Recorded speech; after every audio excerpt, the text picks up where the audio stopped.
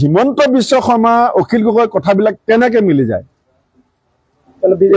নাই কেনেকে মিলি যায় এইটো মই আপোনাক প্ৰশ্ন কৰিছো উত্তৰ আপোনালোকে দিব ৰাইজে দিব 2 নম্বৰ এছেম্বলিৰ ভিতৰত আমি দেখিছো অখিল গগৈ আৰু হিমন্ত বিশ্ব শৰ্মা যেতিয়া কেমেৰা লাইভ হৈ থাকে কেমেৰা অন থাকে তেতিয়া খুব কাজিয়া কৰে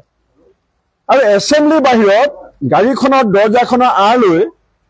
মুখ্যমন্ত্ৰী আৰু অখিল গগৈ ফুসফুসাই কথা পাতি থকা এটা গোপন কেমেৰাত ফাড়ি লৈছে অকমান দেৰি পিছত যেতিয়া বিধানসভাৰ ভিতৰত কেমেৰা অন আছিলে তেতিয়া দুইজনে কাজিয়া লাগিছে আৰু যেতিয়া কেমেৰা নাই বুলি ভাবিলে মুখ্যমন্ত্ৰী গাড়ীখনৰ দৰ্জাখনৰ আঁৰ কৰি লৈ সিকিউৰিটি দি ঘেৰাও কৰি লৈ দুইজনে ঘণ্টা ঘণ্টা ফুসফুসাই কথা পাতি আছে যেতিয়া গোপন কেমেৰাত বস্তু ওলাই গ'ল তেতিয়া তেওঁ ফেচবুকত দি দিলে যে মই মুখ্যমন্ত্ৰীক লগ পালো পীযুষ হাজৰিকা তেওঁ সম্পৰ্ক এনেকুৱা লাগে যে এছেম্বলিত দুইজন মুখামুখি হলে মাৰপিট হ'ব নেকি এনেকুৱা লাগে পীযুষ হাজৰিকা আৰু অখিল গগৈৰ সম্পৰ্ক বিধানসভাত দেখিলে যে ওচৰা-ওচৰি হৈ গ'লে মাৰপিট হ'ব নেকি তাৰপিছত টিভিত কি দেখো যে কাজিৰঙা তেখেতৰ হোটেলত আজিলৈকে কোনোবা বুঢ়ী উঠি নেতাক মাতি নি খানা খোৱা দেখিছে পীযুষ হাজৰিকাই খাই উগাৰি আহি পেলাই কাষত ৰৈ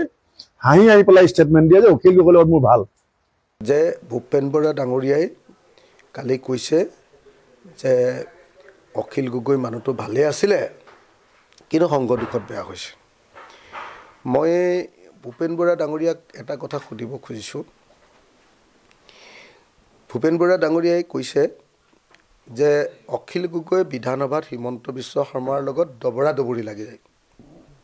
তাৰমানে ডাঙৰ যুদ্ধ লাগি যায় তো তেখেতে নিজৰ মুখেৰে স্বীকাৰ কৰিছে যে অখিল গগৈ আৰু হিমন্ত বিশ্ব শৰ্মাৰ মাজত অসম বিধানসভাত সাংঘাতিক বিতৰ্ক হয় সাংঘাতিক বিধানসভাত দবৰা দবৰি বা যুঁজবাগৰ হয়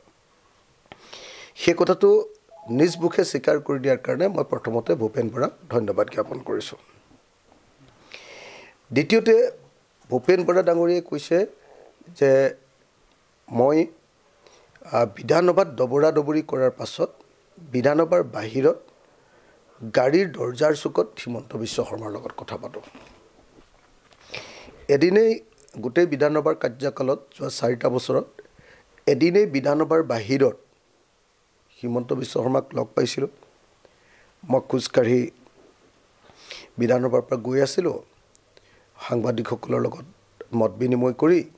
তাৰপিছত গৈ থাকোঁতে ৰাস্তাতে আপোনাৰ হিমন্ত বিশ্ব শৰ্মা আহিলে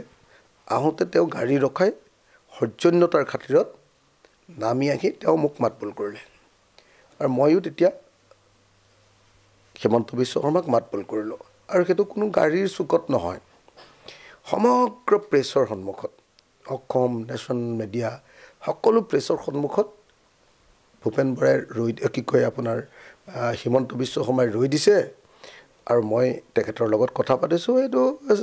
এইটো ফিউ ছেকেণ্ডছৰ কথা এতিয়া মই ভূপেন বৰাৰ পৰা এখন চাৰ্টিফিকেট লৈ ল'ব লাগিব যে ভদ্ৰতাৰ চাৰ্টিফিকেট এখন মানে ডিচিপ্লিনৰ চাৰ্টিফিকেট এখন যে বিধানসভাৰ ভিতৰত কেৱল মানুহৰ লগত গবিয়াগবি কৰিব পাৰি আৰু বাহিৰত পৃথিৱীৰ কোনো বিধায়কে কেতিয়াও মুখ্যমন্ত্ৰীক মাতবোল কৰিব নোৱাৰিব আপুনি বিচৰা বাতৰি পাব কেৱল নিউজ 18 এপত নিউজ 18 এপ ডাউনলোড কৰিবলৈ স্ক্যান কৰক এই QR কোড গুগল প্লে ষ্টৰতো পাব এই নিউজ 18 এপ